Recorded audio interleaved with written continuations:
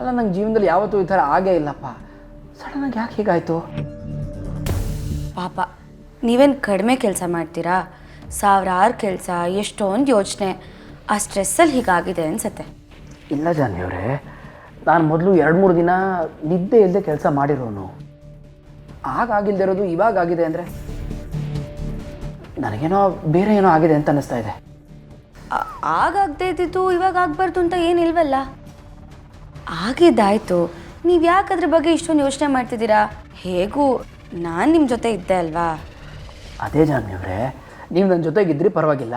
ಅಕಸ್ಮಾತ್ ನಾನು ಒಬ್ಬನೇ ಇದ್ದಾಗ ಹೀಗಾಗಿದ್ದರೆ, ಬರೋಬ್ಬರ ನನಗೆ ನಿಜವಾಗ್ಲೂ ಈ ಥರ ಆಗಿದೆ ಅಂತ ಇಮ್ಯಾಜಿನ್ ಕೂಡ ಮಾಡ್ಕೊಳಕ್ಕಾಗ್ತಾಯಿಲ್ಲ.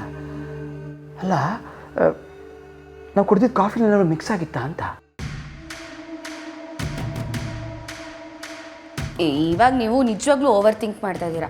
ನಾನು ಆ ಕಾಫಿ ಕುಡಿದೆ, ನನಗೆ ಯಾಕೇನೂ ಆಗಲಿಲ್ಲ. You right. ಮತ್ತು ಇಲ್ಲೇನಾದ್ರು ಆಗಿದೆಯಾ ನೋಡಿ? ಎಲ್ಲಿ? ಮೋಸ್ಟ್ಲಿ ನಾವು ಮರದ ಕೆಳಗೆ ಕೂತಿದ್ವಲ್ಲ, ಇರುವೆನೋ ಸೊಳ್ಳೆನೋ ಕಚ್ಚಿರಬೇಕು. ಇಲ್ಲ ಜಾನ್ವಿ ಅವರೇ, ಆ ಥರ ಇರಬೇಕು ಕಚ್ಚಿದ್ರೆ ಊತ ಇರಬೇಕು. ನನಗೆ ಮೈಯೆಲ್ಲ ನೋವಿದೆ ಅಷ್ಟೇ.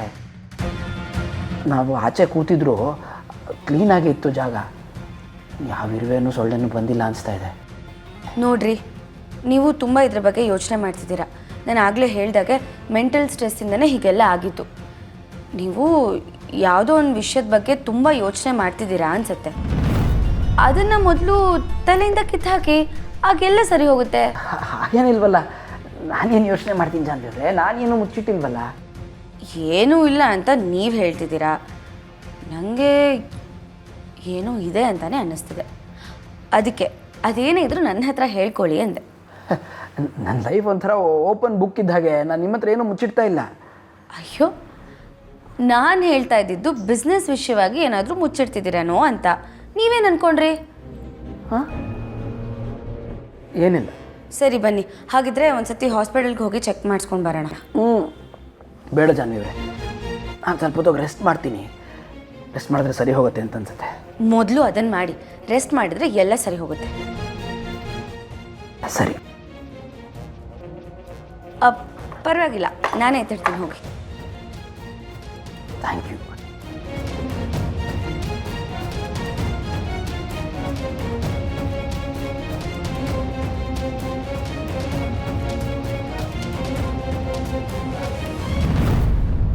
ಸತ್ಯ, ಕಾಫಿ ಶಾಪಲ್ಲಿ ಫೂಟೇಜ್ ಡಿಲೀಟ್ ಮಾಡಿಸಿದ್ದು ಒಳ್ಳೇದಾಯಿತು. ಇಲ್ಲದೆ ಹೋಗಿದ್ರೆ ಇವ್ರಿಗೆ ತಲೆ ಕೆಟ್ಟು ಬನ್ನಿ ಫೂಟೇಜ್ ನೋಡಿದ್ರೆ ಗೊತ್ತಾಗುತ್ತೆ ಅಂತ ಹೊರಟ್ಬಿಡ್ತಿದ್ರು. ಆ ಥರ ಡೌಟ್ ಬರ್ತಾ ಇದ್ರೆ ಸಾಕಪ್ಪ.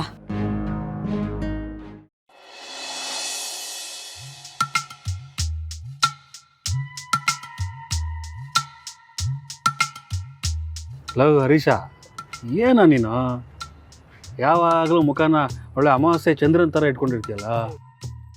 ನಾನು ನೋಡ ನಗನಗ್ತಾ ಇರ, ನನಗೂ 1000 ಸಮಸ್ಯೆ ಇದೆ.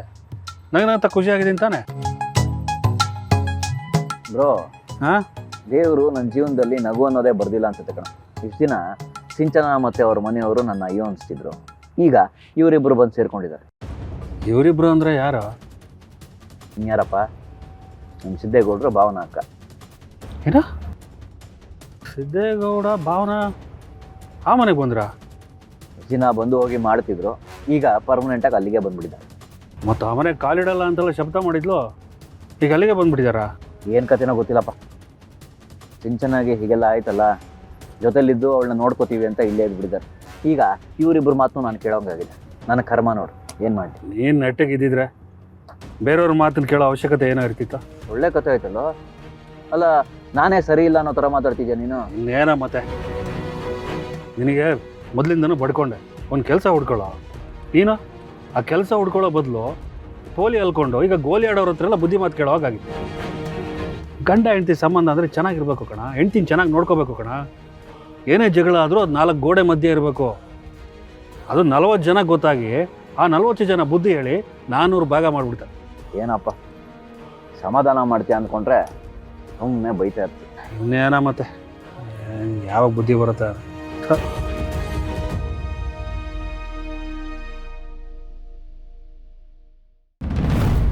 ಬಾಸ್, ಸ್ವಲ್ಪ ಮ್ಯಾಚಸ್ ಇದೆಯಾ?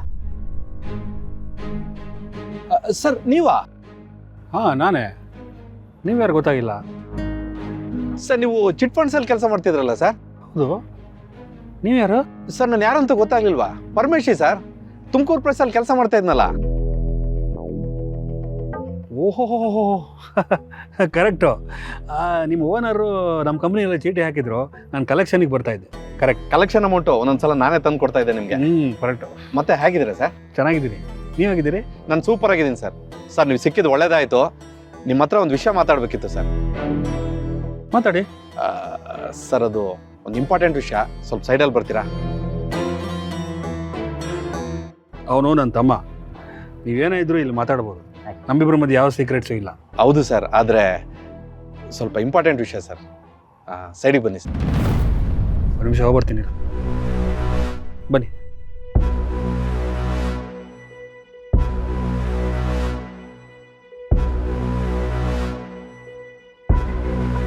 ಹೇಳಿ, ಏನು ವಿಷಯ? ಸರ್ ನಮ್ಮೂರಲ್ಲಿ ಒಂದು ಕುಟುಂಬ ಇದೆ ಸರ್. ಕೃಷಿ ಮಾಡಿಕೊಂಡು ಜೊತೆಲಿ ಚೀಟಿನೂ ಹಾಕ್ಕೊಂಡು ಕಷ್ಟಪಟ್ಕೊಂಡು ಜೀವನ ಮಾಡ್ತಿದ್ದಾರೆ ಸರ್. ಅವರು ಈಗ ಮನೆ ಕಟ್ಸ್ಬೇಕು ಅಂತೇಳಿ ಸಾಲ ಸೋಲ ಮಾಡಿಕೊಂಡು ಮನೆ ಕಟ್ಸ್ತಿದ್ದಾರೆ ಸರ್. ಅವ್ರ ಭೂಮಿನಲ್ಲಿ ಚಿನ್ನದ ನಾಣ್ಯಗಳಿರೋ ನಿಧಿ ಸಿಕ್ಕಿದೆ ಸರ್.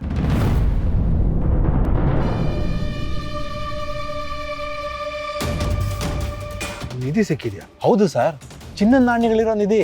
ಆದರೆ ಈ ವಿಷಯ ಎಲ್ಲೂ ಹೇಳ್ಕೊಳ್ಳೋ ಹಾಗಿಲ್ಲ ಸರ್. ಸರ್ ನಿಧಿ ಸಿಕ್ಕಿದ್ರೆ ದೇವ್ರು ವರ ಕೊಟ್ಟಂಗೆ ಸರ್. ಆದರೆ ಏನು ಮಾಡೋದು, ಈ ವಿಷಯ ಏನಾದರೂ ಸರ್ಕಾರಕ್ಕೆ ಗೊತ್ತಾದರೆ ಅವ್ರ ಮೂಗಿಗೆ ಬೆಣ್ಣೆ ಸವರಿ ಆ ಚಿನ್ನನೆಲ್ಲ ಒತ್ಕೊಂಡು ಹೊರಟೋಗ್ತಾರೆ ಸರ್. ಸ್ವಲ್ಪ ದಿನ ಟಿ ವಿನಲ್ಲಿ ಪೇಪರಲ್ಲಿ ಬರುತ್ತೆ, ಆದರೆ ಅವ್ರ ಜೀವನ ಮತ್ತೆ ಮೊದಲಿಗೆ ಬರುತ್ತೆ ಸರ್. ಅದಕ್ಕೆ ಈ ವಿಷಯ ಎಲ್ಲೂ ಆಚೆ ಕಡೆ ಹೇಳ್ಕೊಳ್ದೆ ಅವರು ಆ ಚಿನ್ನನ ಮಾರಬೇಕು ಅಂತಿದ್ದಾರೆ ಸರ್. ಎಷ್ಟಿರ್ಬೋದು? ಒಂದು 8ರಿಂದ 10 kg ಇದೆ ಸರ್. ಸರ್ ನಾನು ಚಿನ್ನದ ವ್ಯಾಪಾರಿಗಳನ್ನೆಲ್ಲ ಸಂಪರ್ಕ ಮಾಡಿದೆ ಸರ್. ಅವ್ರು ಸುಮ್ಮನೆ ಕಟ್ಕತೆ ಹೇಳ್ತಾರೆ ಸರ್. ಅದಕ್ಕೆ ನೀವೇನಾದರೂ ತೊಗೊತೀರಾ ಅಂತ. ಅವ್ರಿಗೆ ತುಂಬ ಹೆಲ್ಪ್ ಆಗುತ್ತೆ ಸರ್. ಅದು ಹೆಂಗ್ರಿ? ಎಲ್ಲ ಚಿನ್ನ ಸಿಕ್ತಂತೆ ಏನೋ ಕತೆ ಹೇಳ್ತಾ ಇದ್ದೀರಾ?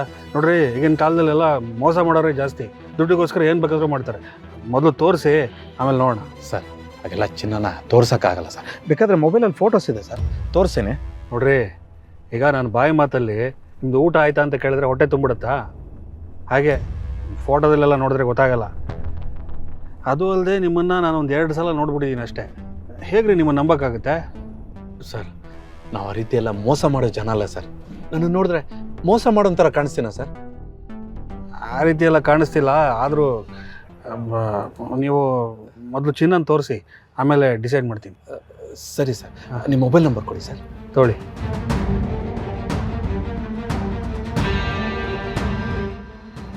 ಸರಿ ಸರ್, ನಾನು ಫೋನ್ ಮಾಡ್ತೀನಿ ಸರ್. ಸರಿ ಸರಿ, ನಾನು ಬರ್ತೀನಿ ಸರ್. ಹಾಂ.